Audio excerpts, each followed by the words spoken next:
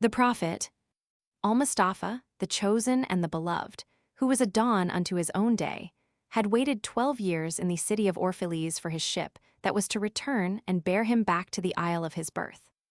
And in the 12th year, on the 7th day of Elul, the month of reaping, he climbed the hill without the city walls and looked seaward, and he beheld his ship coming with the mist. Then the gates of his heart were flung open, and his joy flew far over the sea, and he closed his eyes and prayed in the silences of his soul.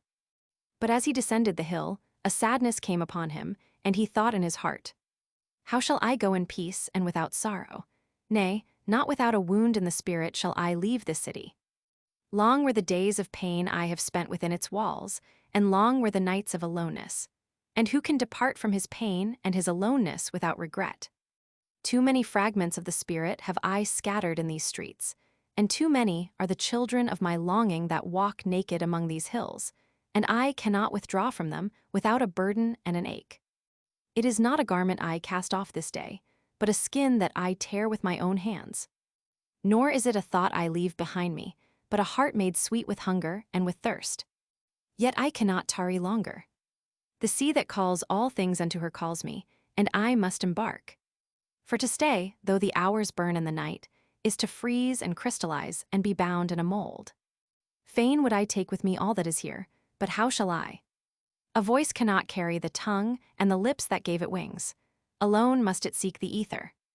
And alone and without his nest shall the eagle fly across the sun. Now when he reached the foot of the hill, he turned again towards the sea, and he saw his ship approaching the harbor, and upon her prow the mariners, the men of his own land. And his soul cried out to them, and he said, "Sons of my ancient mother, you riders of the tides, how often have you sailed in my dreams, and now you come in my awakening, which is my deeper dream. Ready am I to go, and my eagerness with sails full set awaits the wind. Only another breath will I breathe in this still air, only another loving look cast backward. And then I shall stand among you, a seafarer among seafarers. And you, vast sea, sleepless mother, who alone are peace and freedom to the river and the stream. Only another winding will this stream make, only another murmur in this glade. And then shall I come to you, a boundless drop to a boundless ocean." And as he walked he saw from afar men and women leaving their fields and their vineyards and hastening towards the city gates. And he heard their voices calling his name, and shouting from field to field telling one another of the coming of his ship.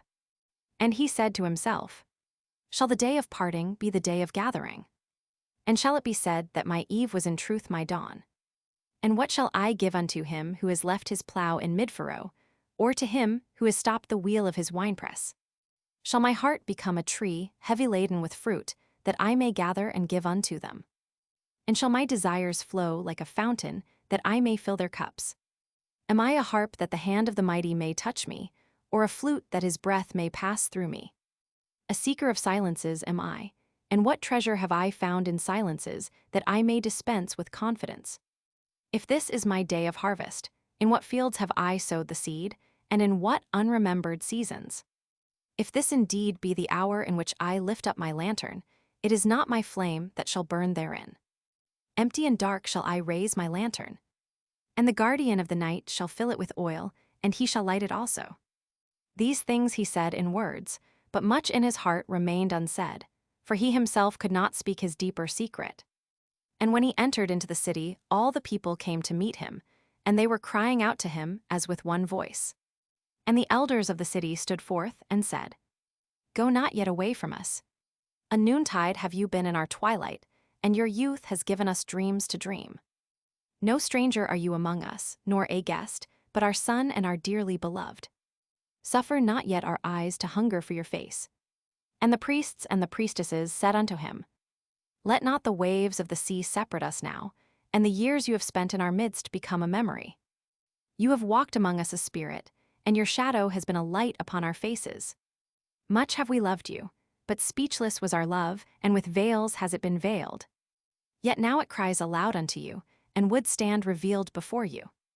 And ever has it been that love knows not its own depth until the hour of separation." And others came also and entreated him, but he answered them not. He only bent his head, and those who stood near saw his tears falling upon his breast. And he and the people proceeded towards the great square before the temple. And there came out of the sanctuary a woman whose name was Almustafa, and she was a seeress. And he looked upon her with exceeding tenderness, for it was she who had first sought and believed in him when he had been but a day in their city. And she hailed him, saying, "Prophet of God, in quest of the uttermost, long have you searched the distances for your ship. And now your ship has come, and you must needs go.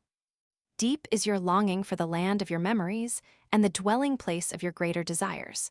And our love would not bind you, nor our needs hold you. Yet this we ask ere you leave us, that you speak to us and give us of your truth. And we will give it unto our children, and they unto their children, and it shall not perish. In your aloneness you have watched with our days, and in your wakefulness you have listened to the weeping and the laughter of our sleep. Now therefore disclose us to ourselves, and tell us all that has been shown you of that which is between birth and death." And he answered, "People of Orphalese, of what can I speak save of that which is even now moving within your souls?" Then said Almustafa, "Speak to us of love." And he raised his head and looked upon the people, and there fell a stillness upon them. And with a great voice he said, "When love beckons to you, follow him, though his ways are hard and steep. And when his wings enfold you, yield to him, though the sword hidden among his pinions may wound you. And when he speaks to you, believe in him, though his voice may shatter your dreams, as the north wind lays waste the garden. For even as love crowns you, so shall he crucify you. Even as he is for your growth, so is he for your pruning. Even as he ascends to your height, and caresses your tenderest branches that quiver in the sun, so shall he descend to your roots, and shake them in their clinging to the earth. Like sheaves of corn, he gathers you unto himself. He threshes you to make you naked. He sifts you to free you from your husks. He grinds you to whiteness. He kneads you until you are pliant. And then he assigns you to his sacred fire, that you may become sacred bread for God's sacred feast.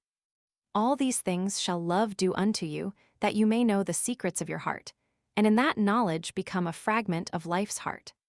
But if in your fear you would seek only love's peace and love's pleasure, then it is better for you that you cover your nakedness and pass out of love's thrashing floor into the seasonless world where you shall laugh, but not all of your laughter, and weep, but not all of your tears.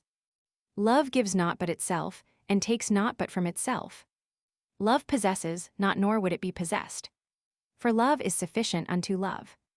When you love, you should not say, "God is in my heart," but rather, "I am in the heart of God."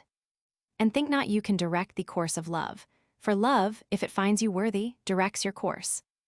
Love has no other desire but to fulfill itself. But if you love and must needs have desires, let these be your desires: to melt and be like a running brook that sings its melody to the night, to know the pain of too much tenderness, to be wounded by your own understanding of love, and to bleed willingly and joyfully, to wake at dawn with a winged heart and give thanks for another day of loving, to rest at the noon hour and meditate love's ecstasy, to return home at eventide with gratitude, and then to sleep with a prayer for the beloved in your heart and a song of praise upon your lips. Then Almustafa spoke again and said, "And what of marriage, master?" And he answered, saying, "You were born together, and together you shall be forevermore. You shall be together when the white wings of death scatter your days. Aye, you shall be together, even in the silent memory of God. But let there be spaces in your togetherness, and let the winds of the heavens dance between you. Love one another, but make not a bond of love. Let it rather be a moving sea between the shores of your souls. Fill each other's cup, but drink not from one cup. Give one another of your bread, but eat not from the same loaf. Sing and dance together and be joyous, but let each one of you be alone, even as the strings of a lute are alone, though they quiver with the same music. Give your hearts, but not into each other's keeping. For only the hand of life can contain your hearts. And stand together, yet not too near together. For the pillars of the temple stand apart, and the oak tree and the cypress grow not in each other's shadow." And a woman who held a babe against her bosom said, "Speak to us of children." And he said, "Your children are not your children. They are the sons and daughters of life's longing for itself. They come through you, but not from you. And though they are with you, yet they belong not to you. You may give them your love, but not your thoughts. For they have their own thoughts. You may house their bodies, but not their souls. For their souls dwell in the house of tomorrow, which you cannot visit, not even in your dreams. You may strive to be like them, but seek not to make them like you. For life goes not backward, nor tarries with yesterday. You are the bows from which your children, as living arrows, are sent forth. The archer sees the mark upon the path of the infinite, and he bends you with his might, that his arrows may go swift and far. Let your bending in the archer's hand be for gladness. For even as he loves the arrow that flies, so he loves also the bow that is stable. Then said a rich man, Speak to us of giving. And he answered, You give but little when you give of your possessions. It is when you give of yourself that you truly give. For what are your possessions, but things you keep and guard for fear you may need them tomorrow? And tomorrow, what shall tomorrow bring to the overprudent dog burying bones in the trackless sand, as he follows the pilgrims to the holy city?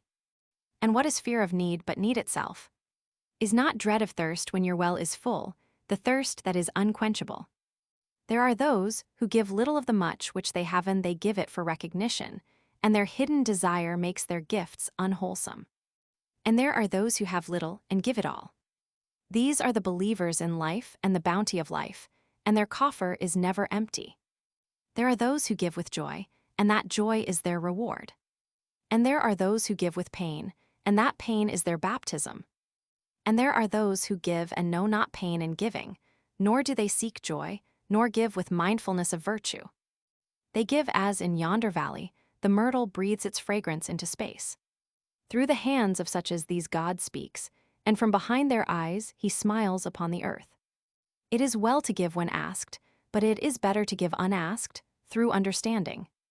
And to the open-handed the search for one who shall receive is joy greater than giving. And is there aught you would withhold? All you have shall some day be given. Therefore give now, that the season of giving may be yours and not your inheritors. You often say, I would give, but only to the deserving. The trees in your orchard say not so, nor the flocks in your pasture. They give that they may live, for to withhold is to perish. Surely he who is worthy to receive his days and his nights is worthy of all else from you. And he who has deserved to drink from the ocean of life deserves to fill his cup from your little stream.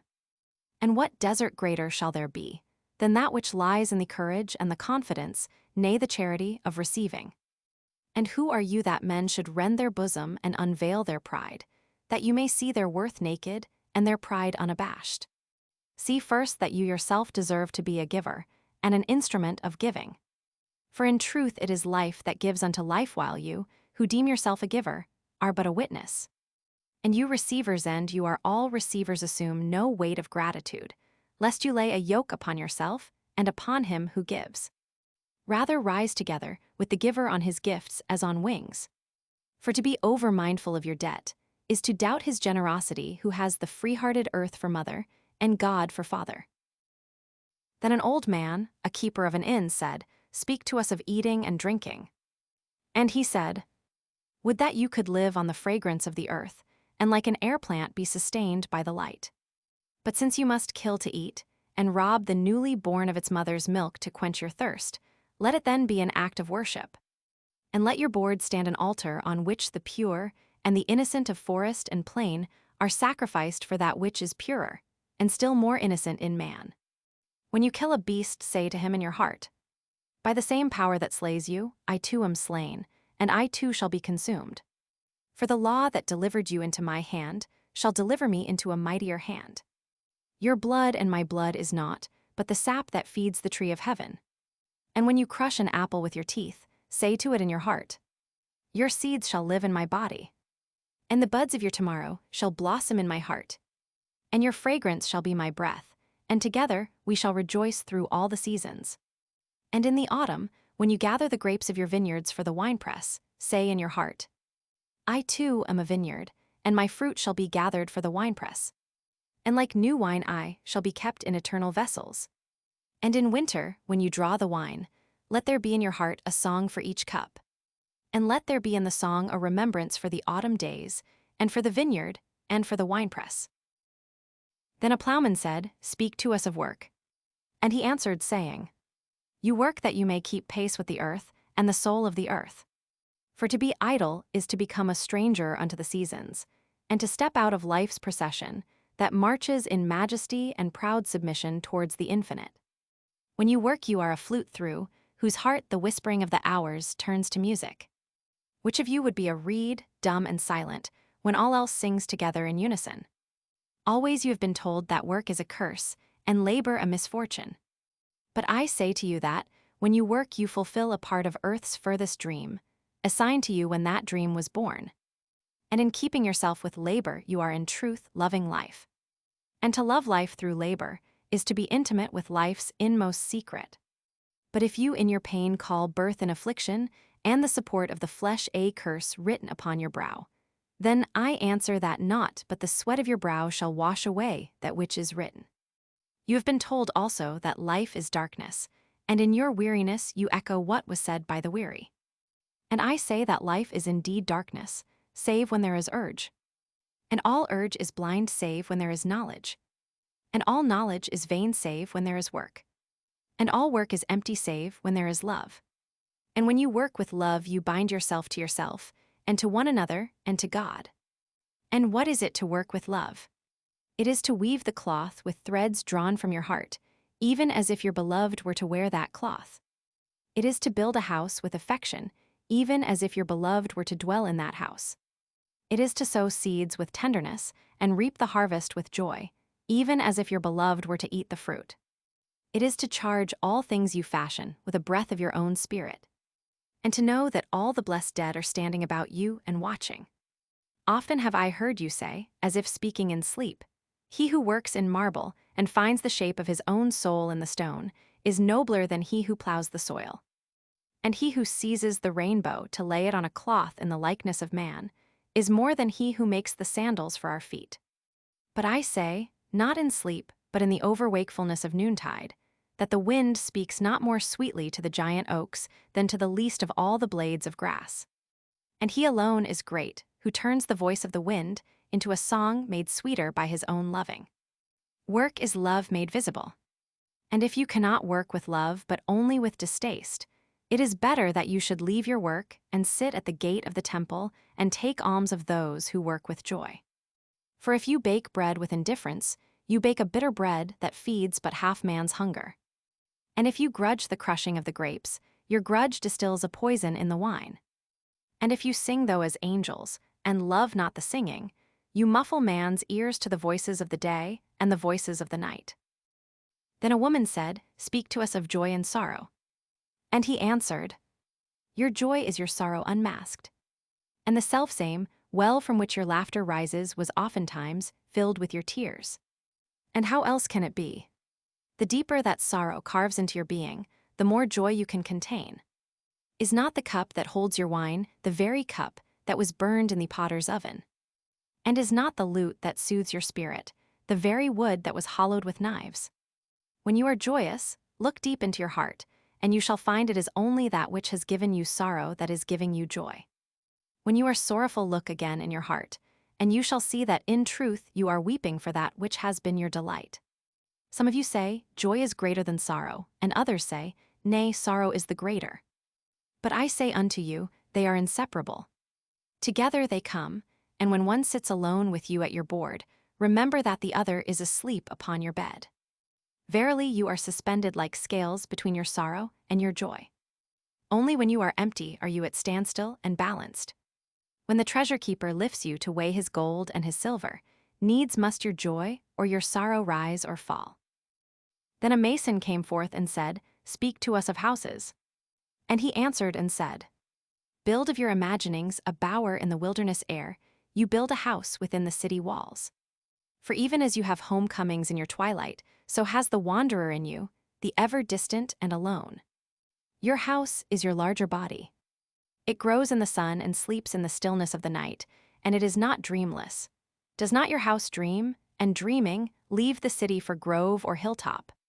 Would that I could gather your houses into my hand, and like a sower scatter them in forest and meadow. Would the valleys were your streets, and the green paths your alleys, that you might seek one another through vineyards, and come with the fragrance of the earth in your garments. But these things are not yet to be. In their fear your forefathers gathered you too near together, and that fear shall endure a little longer. A little longer shall your city walls separate your hearths from your fields. And tell me, people of Orphalese, what have you in these houses? And what is it you guard with fastened doors? Have you peace, the quiet urge that reveals your power? Have you remembrances, the glimmering arches that span the summits of the mind? Have you beauty, that leads the heart from things fashioned of wood and stone to the holy mountain? Tell me, have you these in your houses?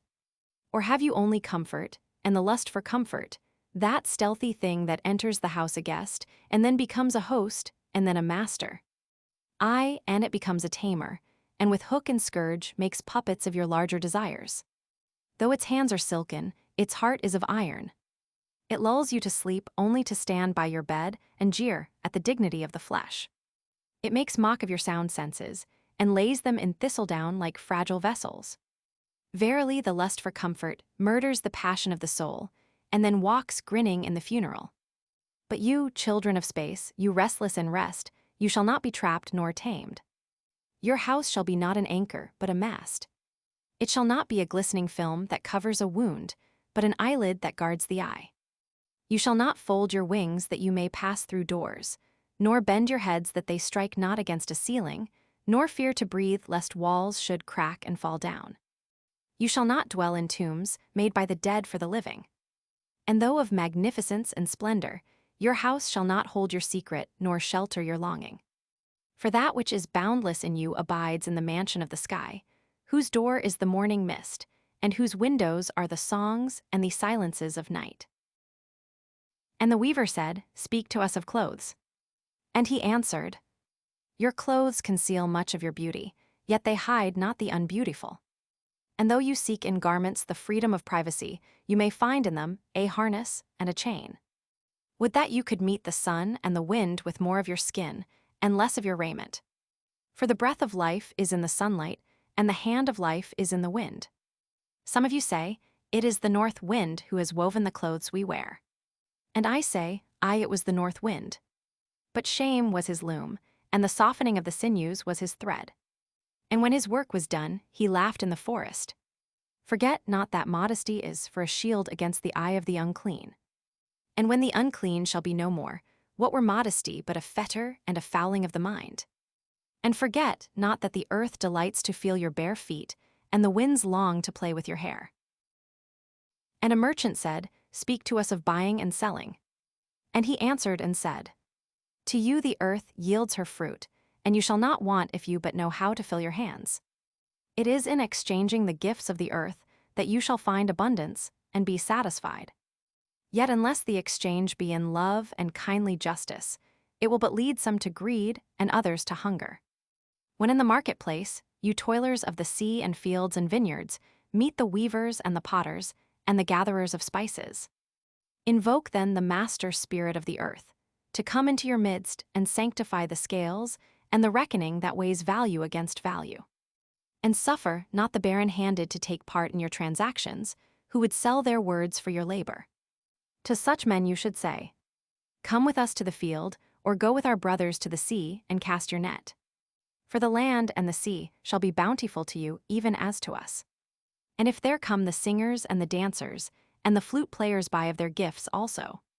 For they too are gatherers of fruit and frankincense, and that which they bring, though fashioned of dreams, is raiment and food for your soul. And before you leave the marketplace, see that no one has gone his way with empty hands. For the master spirit of the earth shall not sleep peacefully upon the wind, till the needs of the least of you are satisfied. Then one of the judges of the city stood forth and said, Speak to us of crime and punishment. And he answered, saying, It is when your spirit goes wandering upon the wind, that you, alone and unguarded, commit a wrong unto others and therefore unto yourself.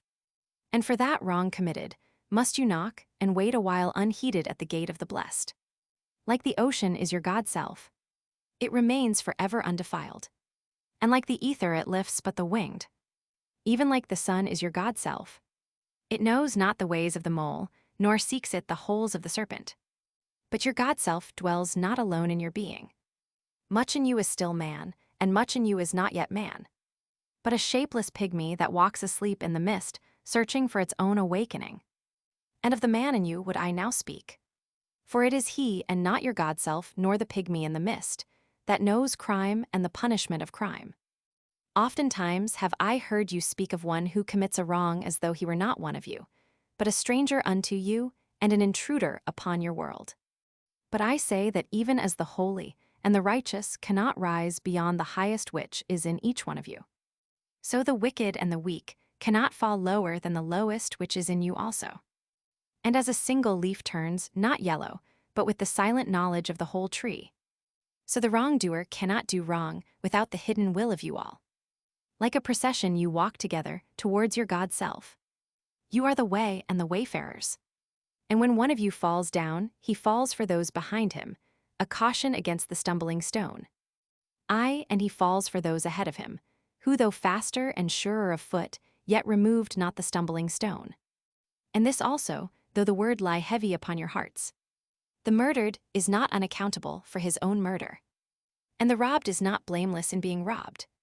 The righteous is not innocent of the deeds of the wicked, and the white-handed is not clean in the doings of the felon.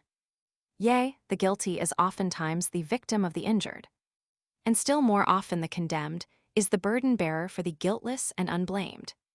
You cannot separate the just from the unjust, and the good from the wicked, for they stand together before the face of the sun, even as the black thread and the white are woven together. And when the black thread breaks, the weaver shall look into the whole cloth, and he shall examine the loom also. If any of you would bring to judgment the unfaithful wife, let him also weigh the heart of her husband in scales, and measure his soul with measurements. And let him who would lash the offender look unto the spirit of the offended. And if any of you would punish in the name of righteousness, and lay the axe unto the evil tree, let him see to its roots.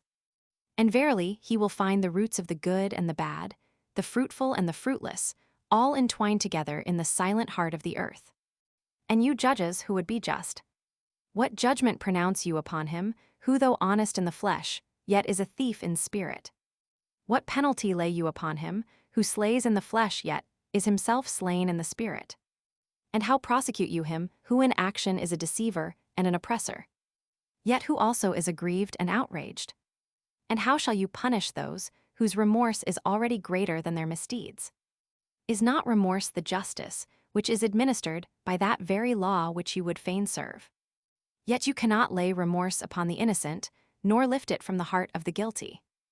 Unbidden shall it call in the night, that men may wake and gaze upon themselves. And you who would understand justice, how shall you, unless you look upon all deeds in the fullness of light?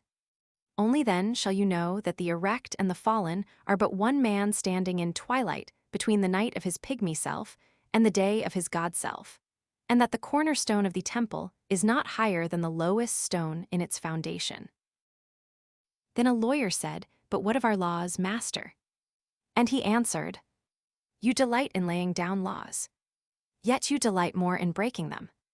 Like children playing by the ocean who build sand towers with constancy, and then destroy them with laughter.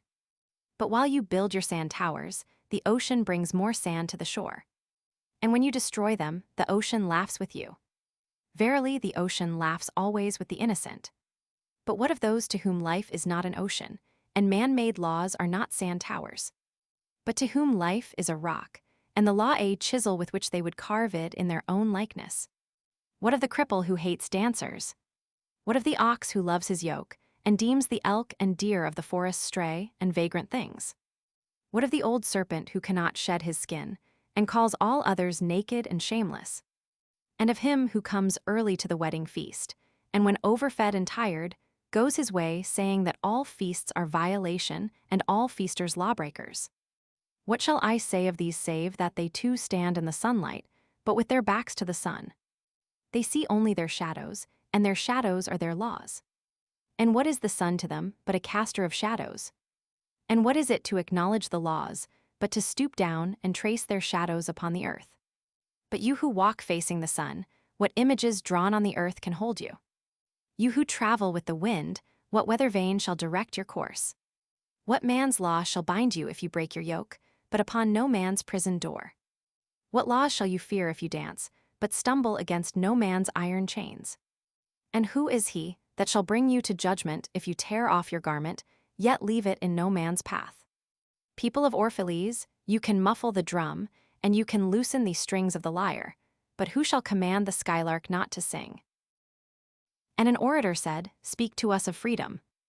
And he answered, At the city gate, and by your fireside I have seen you prostrate yourself and worship your own freedom. Even as slaves humble themselves before a tyrant and praise him though he slays them. I, in the grove of the temple, and in the shadow of the citadel, I have seen the freest among you wear their freedom as a yoke and a handcuff. And my heart bled within me. For you can only be free when even the desire of seeking freedom becomes a harness to you, and when you cease to speak of freedom as a goal and a fulfillment. You shall be free indeed when your days are not without a care, nor your nights without a want and a grief. But rather when these things girdle your life, and yet you rise above them naked and unbound. And how shall you rise beyond your days and nights, unless you break the chains which you, at the dawn of your understanding, have fastened around your noon hour?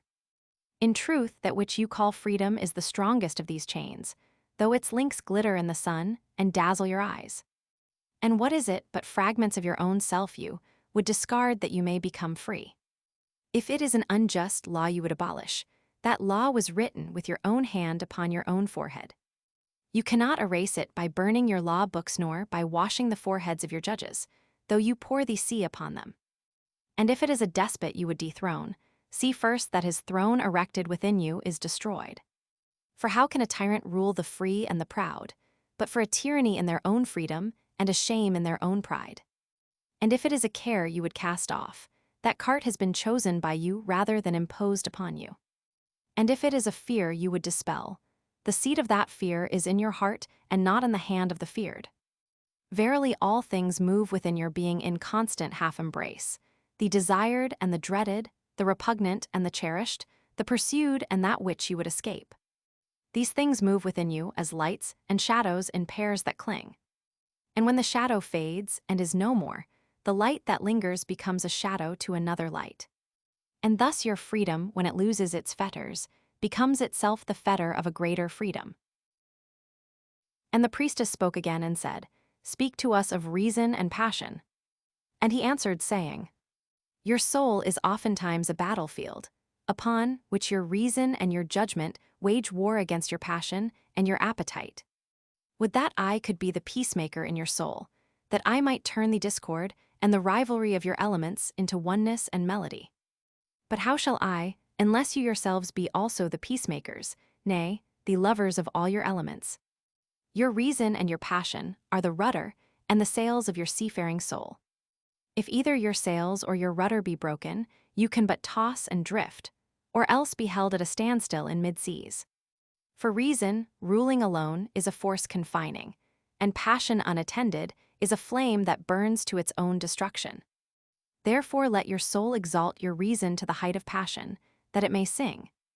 And let it direct your passion with reason, that your passion may live through its own daily resurrection, and like the phoenix rise above its own ashes.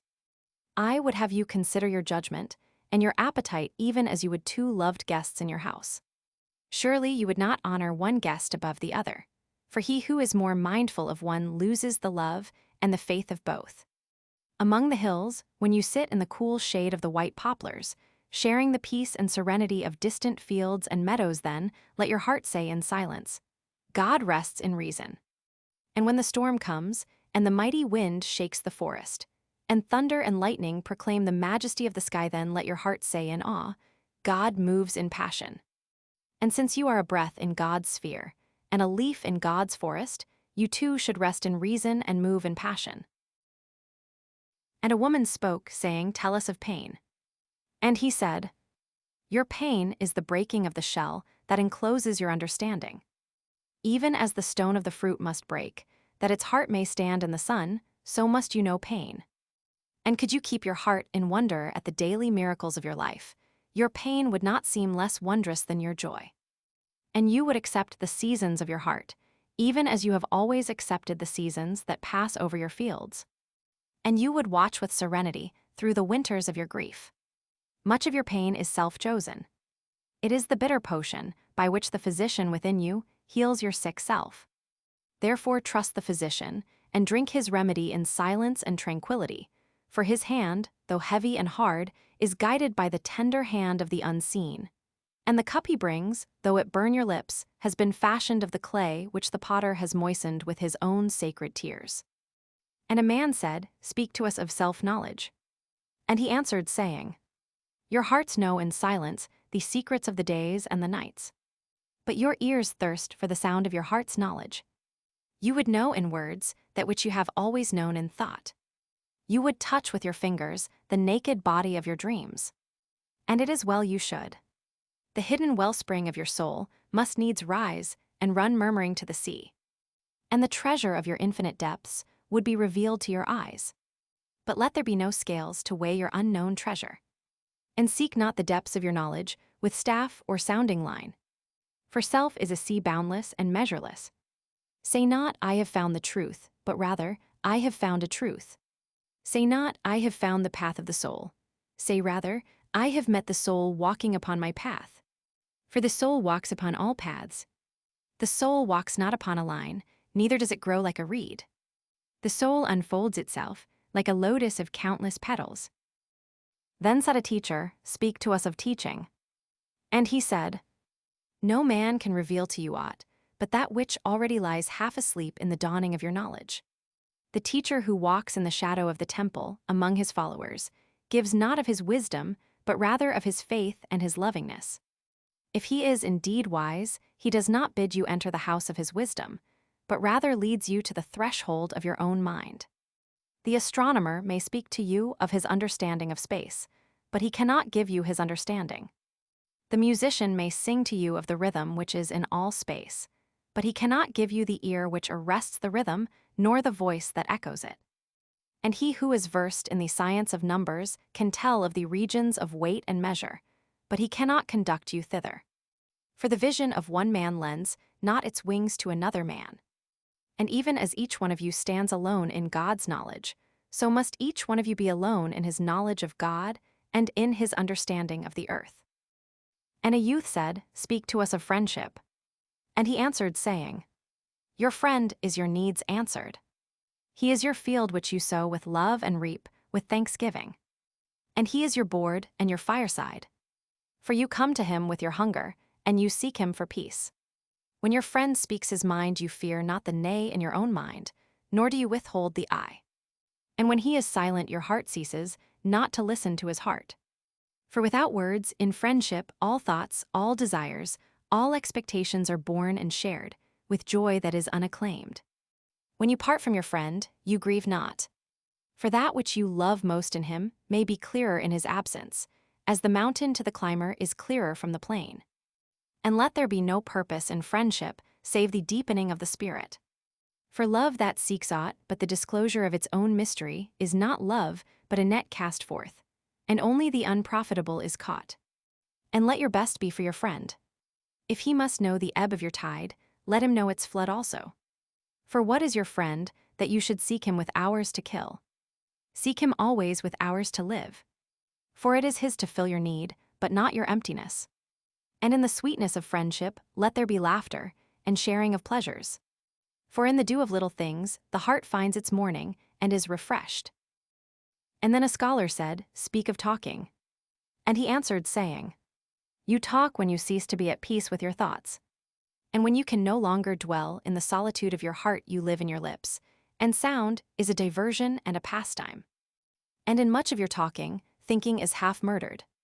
For thought is a bird of space, that in a cage of words may indeed unfold its wings, but cannot fly. There are those among you who seek the talkative through fear of being alone. The silence of aloneness reveals to their eyes their naked selves, and they would escape. And there are those who talk, and without knowledge or forethought reveal a truth which they themselves do not understand. And there are those who have the truth within them, but they tell it not in words. In the bosom of such as these, the spirit dwells in rhythmic silence.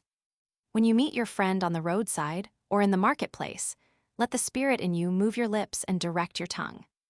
Let the voice within your voice speak to the ear of his ear. For his soul will keep the truth of your heart, as the taste of the wine is remembered, when the color is forgot, and the vessel is no more. And an astronomer said, Master, what of time? And he answered, You would measure time the measureless and the immeasurable. You would adjust your conduct, and even direct the course of your spirit according to hours and seasons. Of time you would make a stream upon whose bank you would sit and watch its flowing.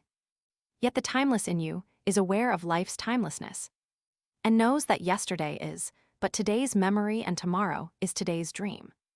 And that which sings and contemplates in you is still dwelling within the bounds of that first moment, which scattered the stars into space. Who among you does not feel that his power to love is boundless? And yet who does not feel that very love, though boundless, encompassed within the center of his being, and moving not from love thought to love thought, nor from love deeds to other love deeds? And is not time even as love is, undivided and paceless? But if in your thought you must measure time into seasons, let each season encircle all the other seasons. And let today embrace the past with remembrance and the future with longing. And one of the elders of the city said, Speak to us of good and evil. And he answered, Of the good in you I can speak, but not of the evil. For what is evil but good tortured by its own hunger and thirst? Verily, when good is hungry, it seeks food even in dark caves, and when it thirsts, it drinks even of dead waters. You are good when you are one with yourself. Yet when you are not one with yourself, you are not evil. For a divided house is not a den of thieves, it is only a divided house. And a ship without rudder may wander aimlessly among perilous isles, yet sink not to the bottom. You are good when you strive to give of yourself. Yet you are not evil when you seek gain for yourself. For when you strive for gain, you are but a root that clings to the earth and sucks at her breast. Surely the fruit cannot say to the root, Be like me, ripe and full, and ever giving of your abundance. For to the fruit giving is a need, as receiving is a need to the root. You are good when you are fully awake in your speech. Yet you are not evil when you sleep while your tongue staggers without purpose. And even stumbling speech may strengthen a weak tongue. You are good when you walk to your goal firmly and with bold steps. Yet you are not evil when you go thither limping. Even those who limp go not backward. But you who are strong and swift, see that you do not limp before the lame, deeming it kindness. You are good in countless ways, and you are not evil when you are not good. You are only loitering and sluggard. Pity that the stags cannot teach swiftness to the turtles. In your longing for your giant self lies your goodness, and that longing is in all of you. But in some of you that longing is a torrent rushing with might to the sea, carrying the secrets of the hillsides and the songs of the forest. And in others, it is a flat stream that loses itself in angles and bends, and lingers before it reaches the shore. But let not him who longs much say to him who longs little, Wherefore are you slow and halting? For the truly good ask not the naked, Where is your garment? Nor the houseless, What is befallen your house? Then a priestess said, Speak to us of prayer. And he answered, saying, You pray in your distress and in your need. Would that you might pray also in the fullness of your joy and in your days of abundance. For what is prayer but the expansion of yourself into the living ether? And if it is for your comfort to pour your darkness into space, it is also for your delight to pour forth the dawning of your heart. And if you cannot but weep when your soul summons you to prayer, she should spur you again and yet again, though weeping, until you shall come laughing. When you pray, you rise to meet in the air those who are praying at that very hour, and whom save in prayer you may not meet. Therefore let your visit to that temple invisible be for naught but ecstasy and sweet communion. For if you should enter the temple for no other purpose than asking, you shall not receive. And if you should enter into it to humble yourself, you shall not be lifted. Or even if you should enter into it to beg for the good of others, you shall not be heard. It is enough that you enter the temple invisible. I cannot teach you how to pray in words. God listens not to your words save when he himself utters them through your lips. And I cannot teach you the prayer of the seas and the forests and the mountains. But you who are born of the mountains and the forests and the seas can find their prayer in your heart. And if you but listen in the stillness of the night, you shall hear them saying in silence, Our God, who art our winged self, it is thy will in us that willeth. It is thy desire in us that desireth. It is thy urge in us that would turn our nights, which are thine, into days which are thine also. We cannot ask thee for aught, for thou knowest our needs before they are born in us. Thou art our need, and in giving us more of thyself thou givest us all. Then a hermit, who visited the city once a year, came forth and said, Speak to us of pleasure. And he answered, saying, Pleasure is a freedom song. But it is not freedom. It is the blossoming of your desires. But it is not their fruit. It is a depth calling unto a height. But it is not the deep nor the high. It is the cage taking wing. But it is not space encompassed. In very truth, pleasure is a freedom song. And I fain would have you sing it with fullness of heart, yet I would not have you lose your hearts in the singing. Some of your youth seek pleasure as if it were all, and they are judged and rebuked. I would not judge nor rebuke them, I would have them seek. For they shall find pleasure, but not her alone. 7 are her sisters, and the least of them is more beautiful than pleasure. Have you not heard of the man who was digging in the earth for roots, and found a treasure? And some of your elders remember pleasures with regret, like wrongs committed in drunkenness. But regret is the beclouding of the mind, and not its chastisement. They should remember their pleasures with gratitude, as they would the harvest of a summer. Yet if it comforts them to regret, let them be comforted. And there are among you those who are neither young to seek nor old to remember. And in their fear of seeking and remembering they shun all pleasures, lest they neglect the Spirit or offend against it. But even in their foregoing is their pleasure. And thus they too find a treasure, though they dig for roots with quivering hands. But tell me, who is he that can offend the Spirit? Shall the nightingale offend the stillness of the night, or the firefly the stars? And shall your flame or your smoke burden the wind? Think you the Spirit is a still pool which you can trouble with a staff? Oftentimes in denying yourself pleasure you do, but store the desire in the recesses of your being. Who knows but that which seems omitted today waits for tomorrow? Even your body knows its heritage and its rightful need, and will not be deceived. And your body is the harp of your soul. And it is yours to bring forth sweet music from it, or confused sounds. And now you ask in your heart, how shall we distinguish that which is good in pleasure from that which is not good? Go to your fields and your gardens, and you shall learn that it is the pleasure of the bee to gather honey of the flower. But it is also the pleasure of the flower to yield its honey to the bee. For to the bee a flower is a fountain of life, and to the flower a bee is a messenger of love. And to both bee and flower, the giving and the receiving of pleasure is a need and an ecstasy. People of Orphalese, be in your pleasures like the flowers and the bees. And a poet said, Speak to us of beauty. And he answered, Where shall you seek beauty, and how shall you find her unless she herself be your way and your guide? And how shall you speak of her, except she be the weaver of your speech? The aggrieved and the injured say, Beauty is kind and gentle.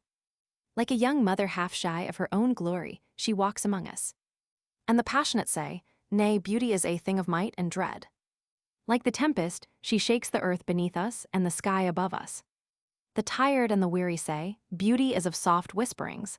She speaks in our spirit. Her voice yields to our silences like a faint light that quivers in fear of the shadow.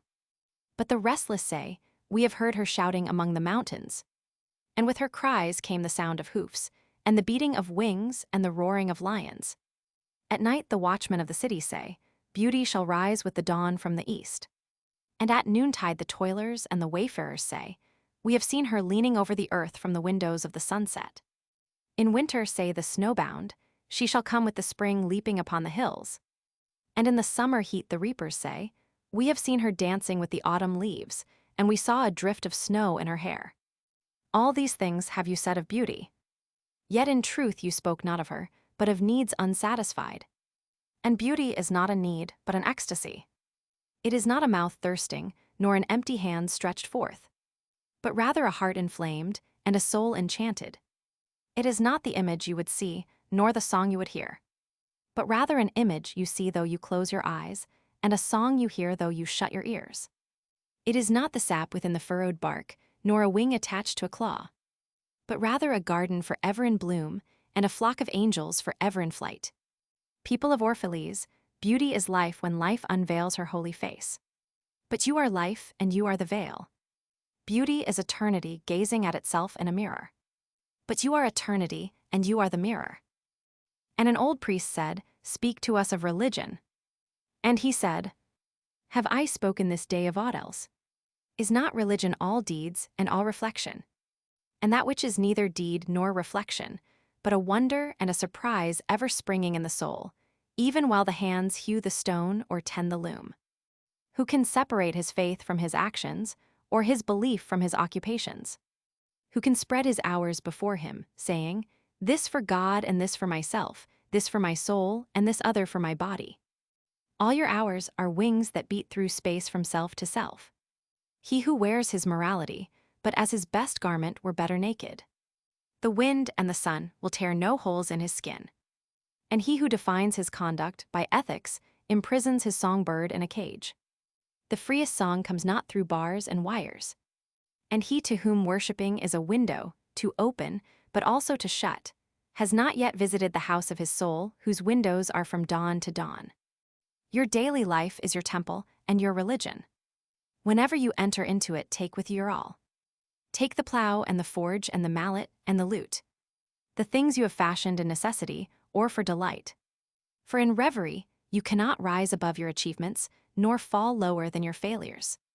And take with you all men. For in adoration you cannot fly higher than their hopes, nor humble yourself lower than their despair. And if you would know God, be not therefore a solver of riddles. Rather look about you, and you shall see him playing with your children. And look into space. You shall see him walking in the cloud, outstretching his arms in the lightning and descending in rain. You shall see him smiling in flowers, then rising and waving his hands in trees. Then Almustafa spoke, saying, "We would ask now of death." And he said, "You would know the secret of death. But how shall you find it unless you seek it in the heart of life? The owl whose night-bound eyes are blind unto the day cannot unveil the mystery of light.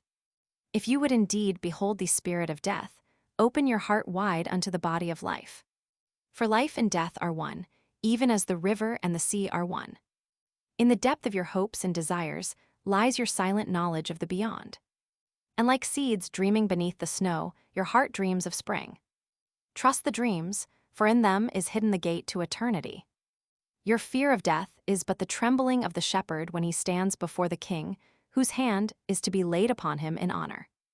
Is the shepherd not joyful beneath his trembling, that he shall wear the mark of the king? Yet is he not more mindful of his trembling? For what is it to die, but to stand naked in the wind, and to melt into the sun? And what is it to cease breathing, but to free the breath from its restless tides, that it may rise and expand and seek God unencumbered? Only when you drink from the river of silence shall you indeed sing. And when you have reached the mountain top, then you shall begin to climb. And when the earth shall claim your limbs, then shall you truly dance. And now it was evening. And Almustafa the seeress said, "Blessed be this day, and this place, and your spirit that has spoken." And he answered, "Was it I who spoke? Was I not also a listener?" Then he descended the steps of the temple, and all the people followed him, and he reached his ship and stood upon the deck. And facing the people again, he raised his voice and said, "People of Orphalese, the wind bids me leave you. Less hasty am I than the wind, yet I must go. We wanderers, ever seeking the lonelier way, begin no day where we have ended another day, and no sunrise finds us where sunset left us. Even while the earth sleeps we travel. We are the seeds of the tenacious plant, and it is in our ripeness and our fullness of heart that we are given to the wind and are scattered. Brief were my days among you, and briefer still the words I have spoken. But should my voice fade in your ears, and my love vanish in your memory, then I will come again. And with a richer heart, and lips more yielding to the Spirit will I speak. Yea, I shall return with the tide. And though death may hide me, and the greater silence enfold me, yet again will I seek your understanding. And not in vain will I seek. If aught I have said is truth, that truth shall reveal itself in a clearer voice, and in words more kin to your thoughts. I go with the wind, people of Orphalese, but not down into emptiness. And if this day is not a fulfillment of your needs and my love, then let it be a promise till another day. Man's needs change, but not his love, nor his desire that his love should satisfy his needs. Know therefore that from the greater silence I shall return. The mist that drifts away at dawn, leaving but dew in the fields, shall rise and gather into a cloud and then fall down in rain. And not unlike the mist have I been. In the stillness of the night I have walked in your streets, and my spirit has entered your houses. And your heartbeats were in my heart, and your breath was upon my face, and I knew you all. I knew your joy and your pain, and in your sleep your dreams were my dreams. And oftentimes I was among you a lake among the mountains.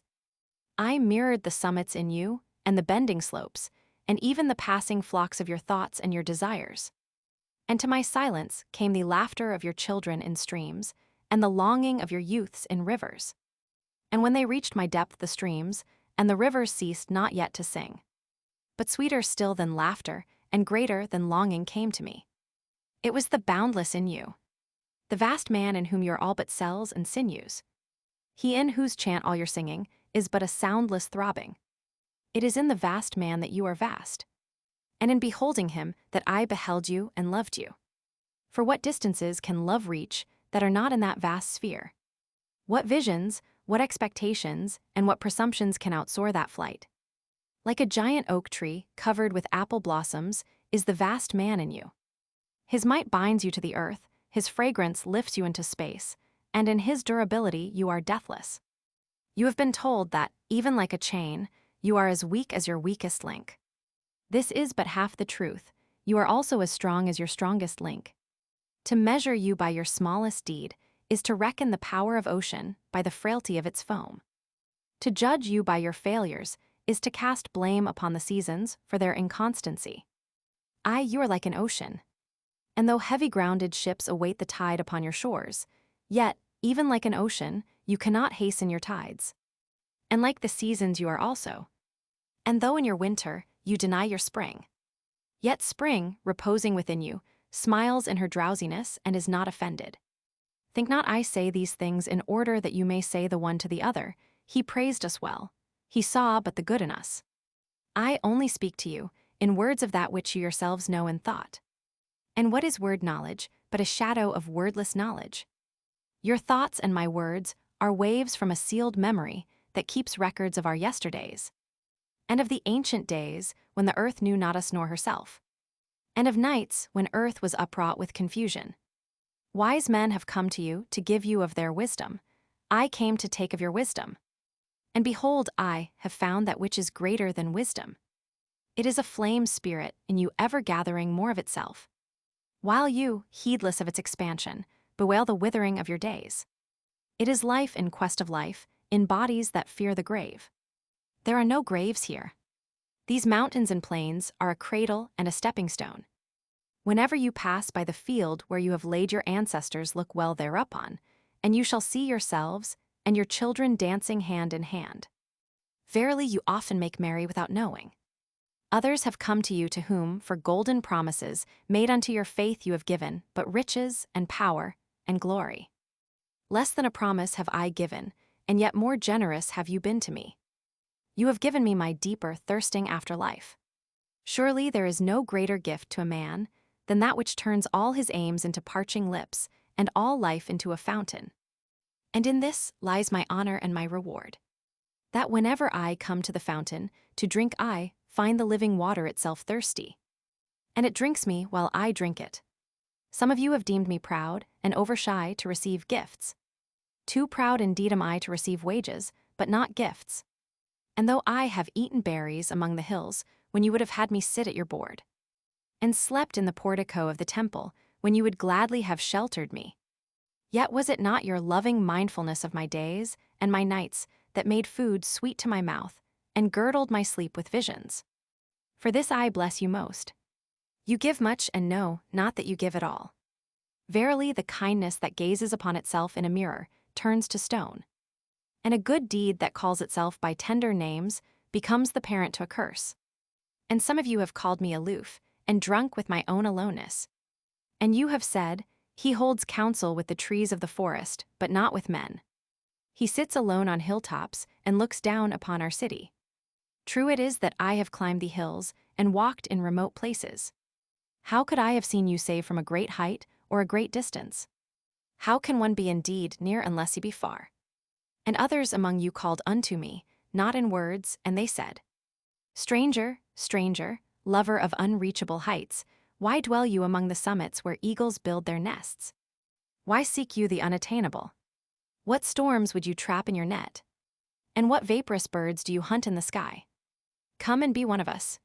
Descend and appease your hunger with our bread, and quench your thirst with our wine. In the solitude of their souls, they said these things. But were their solitude deeper, they would have known that I sought but the secret of your joy and your pain.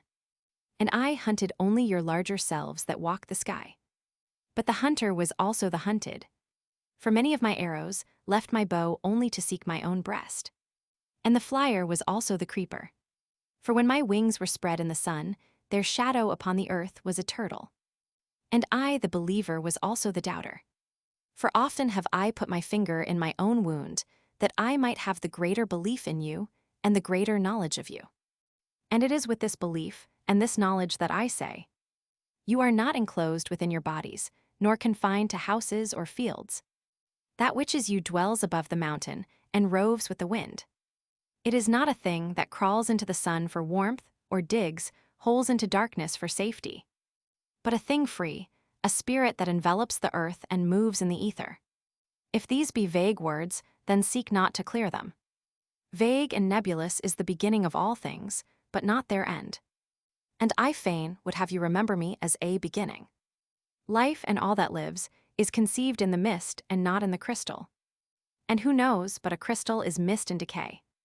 This would I have you remember in remembering me. That which seems most feeble and bewildered in you is the strongest and most determined.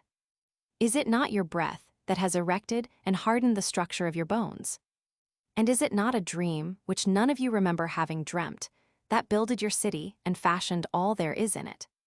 Could you but see the tides of that breath, you would cease to see all else.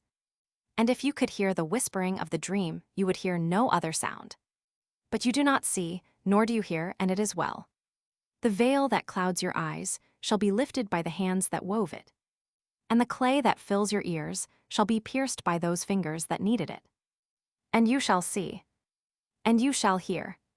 Yet you shall not deplore having known blindness, nor regret having been deaf. For in that day you shall know the hidden purposes in all things. And you shall bless darkness as you would bless light. After saying these things, he looked about him, and he saw the pilot of his ship standing by the helm and gazing now at the full sails and now at the distance. And he said, Patient over patient is the captain of my ship. The wind blows, and restless are the sails. Even the rudder begs direction. Yet quietly my captain awaits my silence. And these my mariners, who have heard the choir of the greater sea, they too have heard me patiently. Now they shall wait no longer. I am ready. The stream has reached the sea, and once more the great mother holds her son against her breast. Fare you well, people of Orphalese. This day has ended. It is closing upon us, even as the water lily upon its own tomorrow. What was given us here we shall keep. And if it suffices not, then again must we come together and together stretch our hands unto the giver. Forget not that I shall come back to you. A little while, and my longing shall gather dust and foam for another body. A little while, a moment of rest upon the wind, and another woman shall bear me. Farewell to you, and the youth I have spent with you. It was but yesterday we met in a dream. You have sung to me in my aloneness, and I of your longings have built a tower in the sky. But now our sleep has fled and our dream is over, and it is no longer dawn. The noontide is upon us, and our half-waking has turned to fuller day, and we must part. If in the twilight of memory we should meet once more, we shall speak again together, and you shall sing to me a deeper song. And if our hands should meet in another dream, we shall build another tower in the sky. So saying, he made a signal to the seamen, and straightway they weighed anchor and cast the ship loose from its moorings, and they moved eastward. And a cry came from the people as from a single heart, and it rose into the dusk and was carried out over the sea like a great trumpeting. Only Almustafa was silent, gazing after the ship until it had vanished into the mist. And when all the people were dispersed, she still stood alone upon the seawall, remembering in her heart his saying, "A little while, a moment of rest upon the wind, and another woman shall bear me."